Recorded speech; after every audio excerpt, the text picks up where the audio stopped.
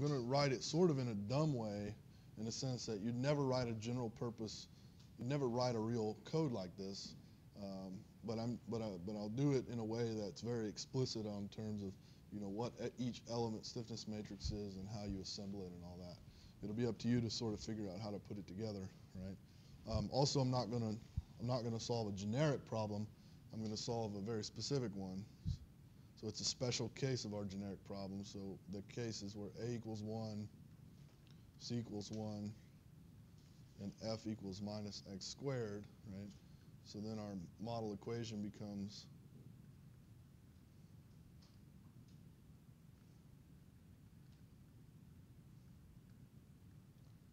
we're going to solve it on the domain that goes from 0 to 1 with two essential boundary conditions.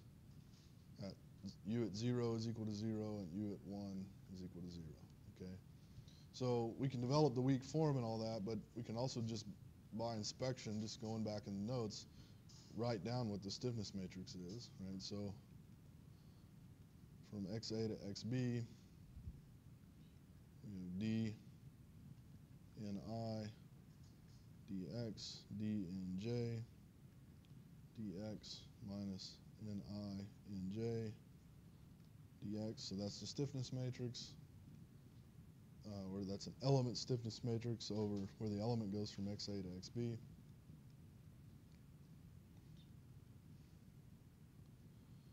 And the F term is minus x squared in I dx.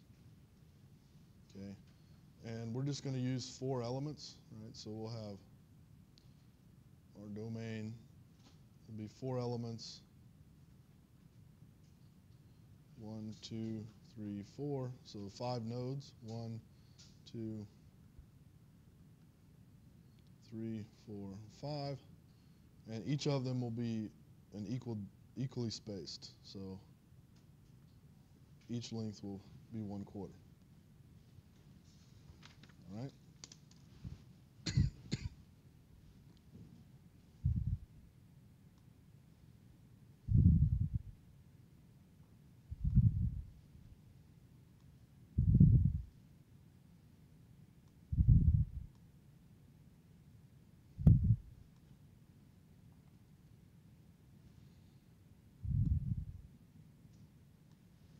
So the first thing I'm going to do is write a function that will compute the shape functions over an element. So the arguments will be the XA and XB locations.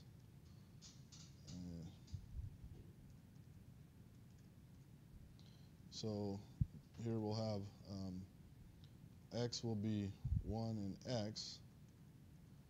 A will be X evaluated at XA and X evaluated at XB, and so then we want to return excuse me, we want to return X dot inverse A.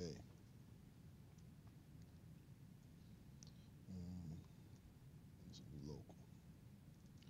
So let's test our shape function, see if I go from 0 to L.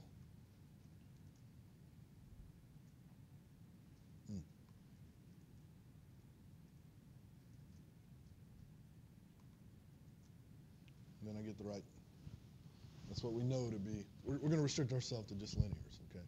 So that's what I know to be the correct shape functions, okay?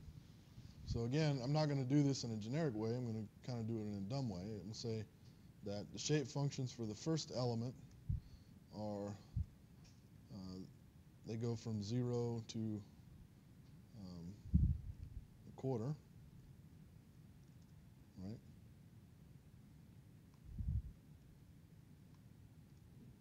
For the second element, third element, fourth element.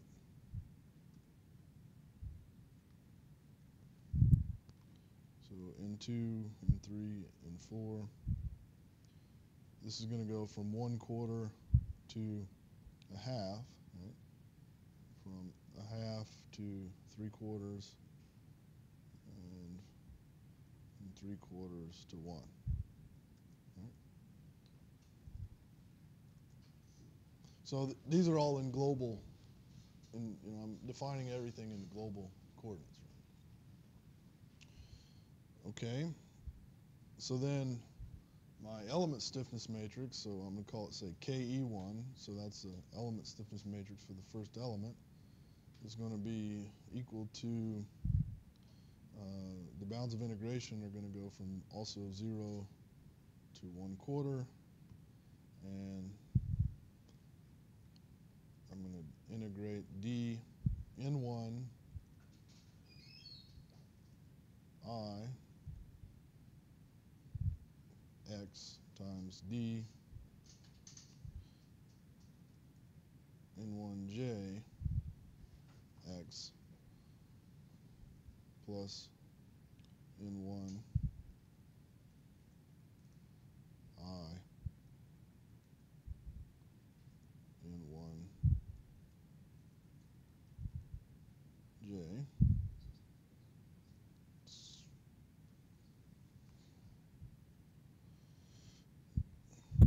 dx.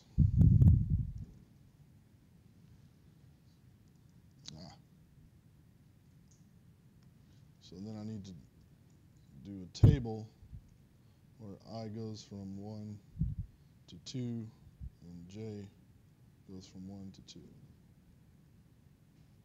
What? Yep.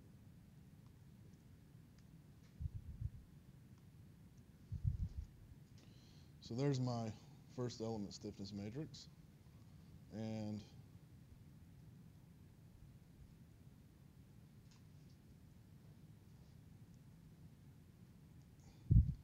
just change all the 1s to 2s, change the integration bounds, right? This is going to go from 1/4 to 1/2.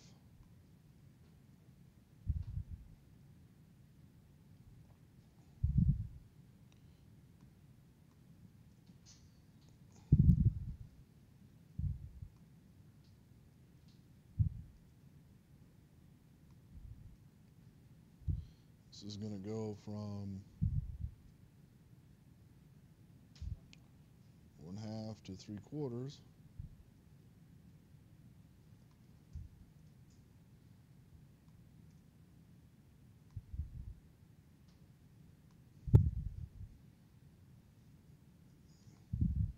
This is going to go from 3/4 to 1.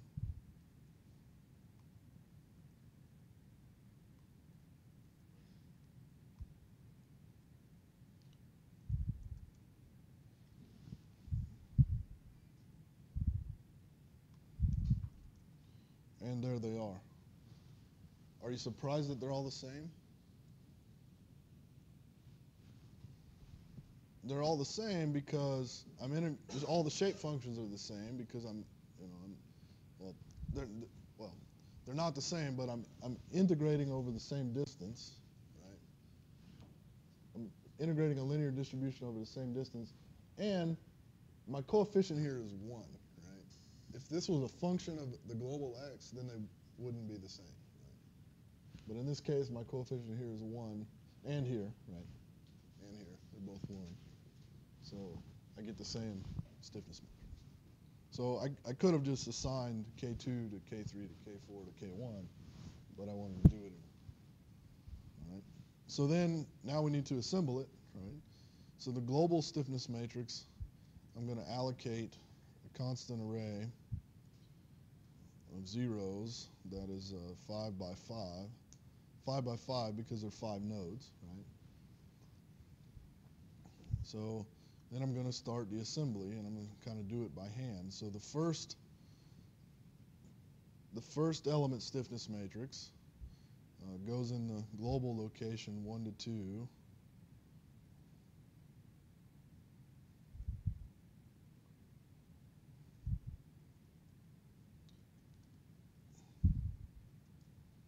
And so then if I look at K,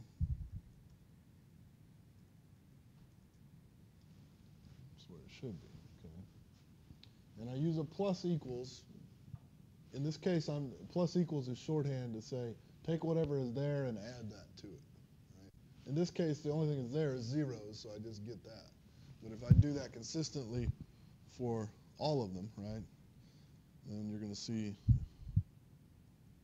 so now this goes from 2 to 3,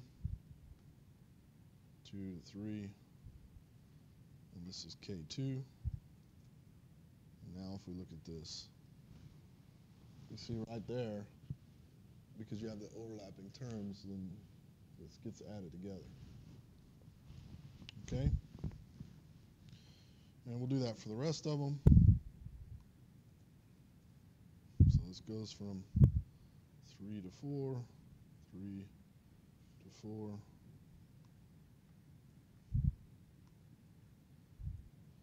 4 to 5,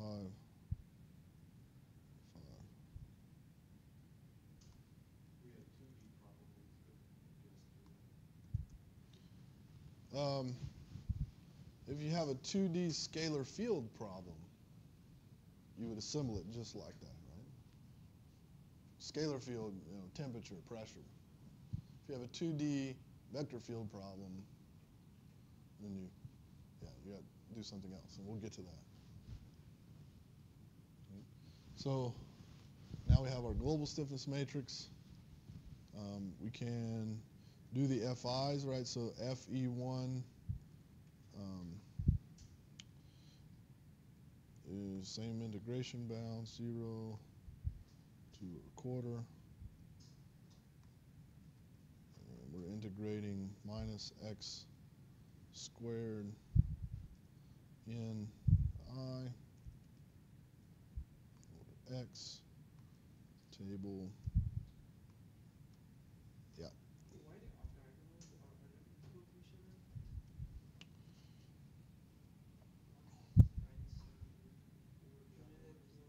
Set up the k matrix 0 before running that command because Yeah. When I added it to it, when I executed it again, I added it again. So I need to reinitialize and then, yeah.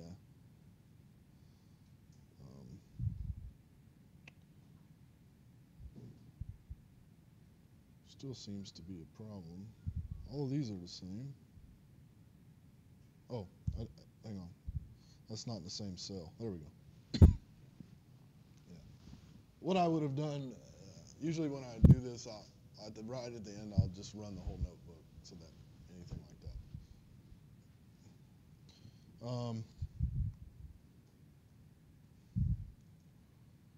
Okay.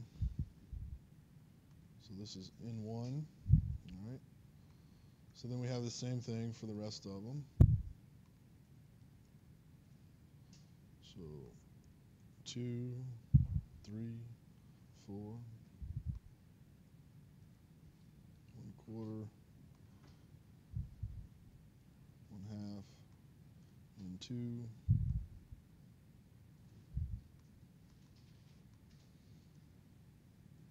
1/2, 3/4, and 3, 3/4, 1, and 4. Now, are they all going to be the same this time? They won't be because I have a function right there.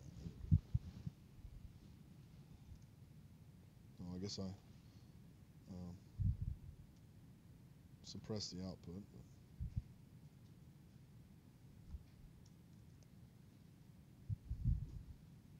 So they're not, right?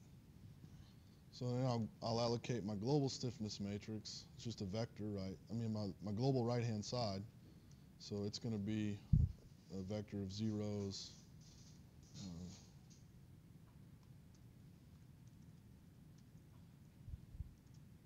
Right, and then I'll add those guys in. So 1 to 2.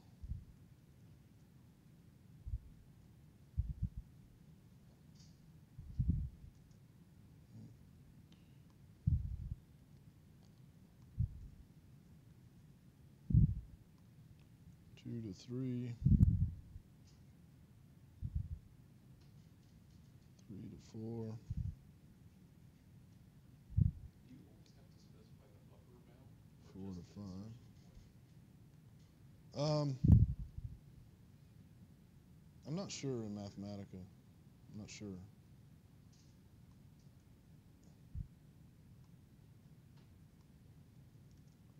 All right, so there, if we look at F, that's what we have for F. All right, we're almost done. We have K assembled, the global K, we have the global F. What do we have to do? File the boundary conditions, right? So in this case, I'm just sort of going to do it by hand, right? We have F equals 1, which is the first row. I'm sorry, K, U at 0 equals to 0, right? So I'm just going to say that K 1, 1 is equal to 0. K, I'm sorry, equal to 1. K 1, 2 is equal to 0. F 1 is equal to 0. So that takes care of the first boundary condition. The second one is on the last row. So row 5, entry 5 should be equal to 1. And the only other non-zero entry in that row is 5, 4. That should be equal to 0. And F5 equal to 0. And so then if we look at what K is,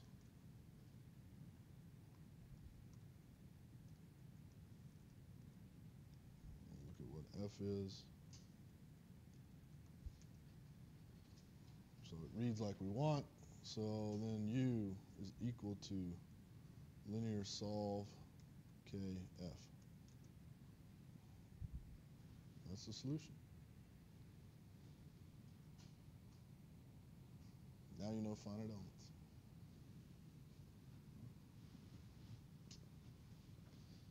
So, of course, that was a very dumb way to write the program. These repetitive tasks where you're doing the same thing to every element, you should put in a loop. Right? Okay. So like these operations, these operations. So yeah. So normally what you would do, and there's some trade-off between speed and memory use. If you're just doing this in MATLAB, or if you're doing it on a toy homework problem, and you're doing it in MATLAB or Python or something,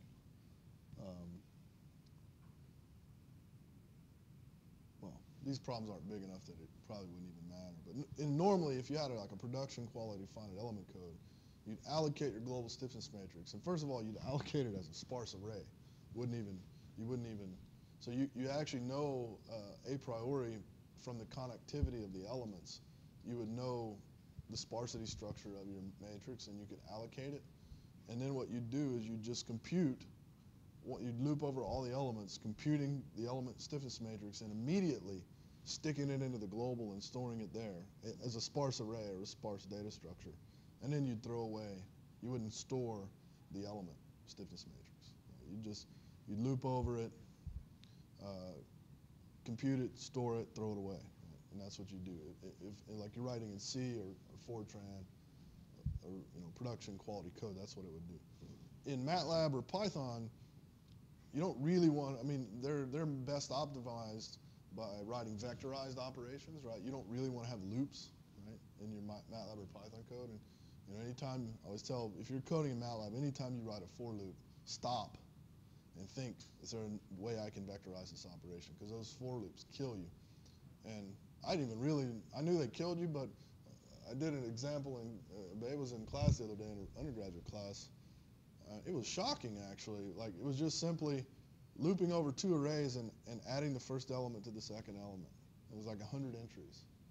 And I did it one way where I actually wrote a loop, and I did it another way where I vectorized it. And the difference in timed it, the difference with speed was not. It was like 5 orders of magnitude different. It was amazing, right? So So anyway, the point is, if you're writing a code like this in Python or MATLAB, and it's still small enough that you can fit in the memory footprint, in that case, what you might want to do, and what I've done, is you vectorize it such that you compute all of the element stiffness matrices. You just compute them all in a vectorized way, and you're storing them all, and then you would do your assembly procedure. Of course, that won't work if you had 100 million elements. You're not going to be able to store that much information. So, anyway, right on time.